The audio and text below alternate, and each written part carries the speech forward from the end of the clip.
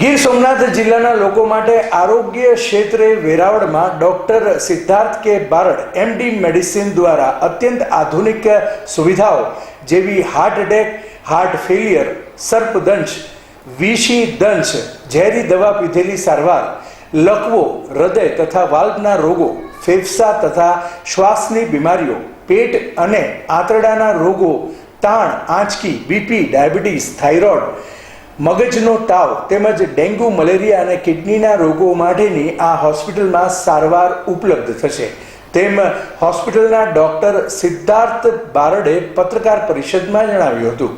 અહેવાલ ભરતસિંહ જાદવ. નમસ્તે, my self doctor Siddharth Barad. મેં મારું MBBS અને MD નો અભ્યાસ સુરેન્દ્રનગર CUSA મેડિકલ કોલેજમાં કમ્પ્લીટ કરેલો.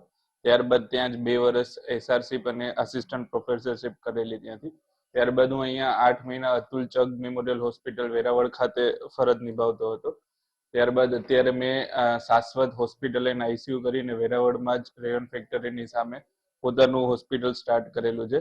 અહીંયા અમારે ઉપલબ્ધ ફેસિલિટીઝમાં 24/7 ઇમરજન્સીસ છે.